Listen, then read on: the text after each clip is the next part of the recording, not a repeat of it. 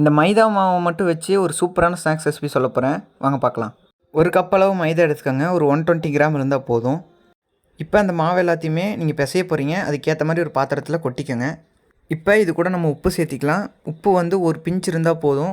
ஒரு 2 விரல் நீங்கள் பிடிச்சி எடுக்கிற அளவு இருந்தால் போதும். அந்த அளவு பார்த்து சேர்த்திக்கோங்க. அடுத்ததாக பார்த்தீங்கன்னா சர்க்கரை வந்து பார்த்தீங்கன்னா 2 டேபிள் ஸ்பூன் சேர்த்திக்கோங்க.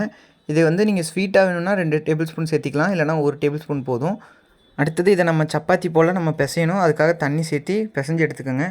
பிசையும் போது மொத்தமாக ஊற்றி பிசையாமல் இப்போ நான் பிசைகிற மாதிரி பார்த்து கொஞ்சம் கொஞ்சமாக சேர்த்து பிசைஞ்சுக்கோங்க தண்ணியை.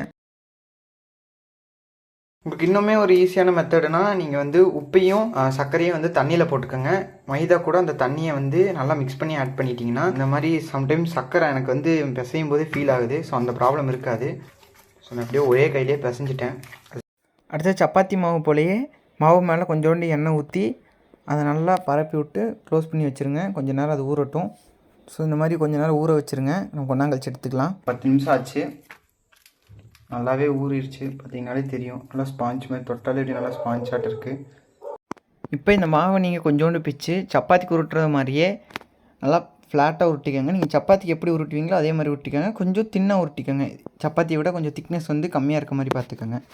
கொஞ்சோண்டு எண்ணெய் ஊற்றியே உருட்டிக்கோங்க. ஏன்னா இது மைதா மாவு, திக்னஸ் பெருசாக இருக்காது, நல்லா ரப்பராட்டம் வந்துட்டே இருக்கும். அதனால் நீங்கள் எண்ணெய் தேய்ச்சி உருட்டிக்கோங்க.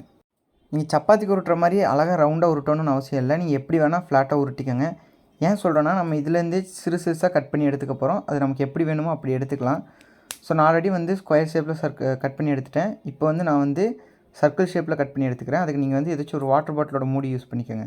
கட் பண்ணி எடுத்திங்கன்னா பார்க்குறக்கு இந்த மாதிரி தான் இருக்கும். பார்த்து கரெக்டாக எடுத்துக்கோங்க. கடைசியாக அந்த மைதா மாவை கொஞ்சோண்டு எடுத்து நம்ம உருட்டி வச்சு அந்த மாவு மேலே போட்டுக்கோங்க. அப்போ தான் எண்ணெய் கொஞ்சம் அதிகமாக எடுக்காது, அதே மாதிரி ஒன்றோட ஒன்று ஒட்டிக்காமல் இருக்கும். இப்போ அடுப்பை பற்ற வச்சு அடுப்பில் ஒரு பாத்திரத்தை வச்சு எண்ணெய் ஊற்றிக்கோங்க. எண்ணெய் சூடாயிருச்சான்னு பார்த்துட்டு நல்லா சூடானதுக்கப்புறமா ஒன்றை மட்டும் எடுத்து உள்ளே போட்டு பாருங்கள் வெந்துருச்சான்ட்டு. நல்லா பொரிஞ்சதுக்கப்புறமா எடுங்க. இல்லைனா நீங்கள் வந்து சப்பாத்தி சாப்பிட்ற மாதிரி இருக்கும், இல்லைனா பூரி சாப்பிட்ற மாதிரி இருக்கும். நல்லா பொரிஞ்சிச்சுனா தான் க்ரன்ச்சியாக வரும். ஸோ அதனால் நல்லா க்ரன்ச்சியாக வர வரல பொரிச்சு எடுத்துக்கோங்க. இதே மாதிரி எல்லாத்தையும் பொரிச்சு எடுத்துக்கோங்க. ஃபைனலாக நான் எல்லாத்தையுமே பொரிச்சு எடுத்துட்டேன். பார்த்திங்கன்னா இந்த மாதிரி தான் இருக்கும். ஸோ நல்லா பொரிச்சு எடுத்துக்கோங்க. பொரிச்சு எடுத்திங்கன்னா தான் இந்த மாதிரி க்ரன்ச்சியாக இருக்கும். சாப்பிட்டுட்டு எப்படி இருக்குன்னு மறக்காமல் கமெண்ட் பண்ணுங்கள். நெக்ஸ்ட் வீடியோவில் பார்க்கலாம். பாய்.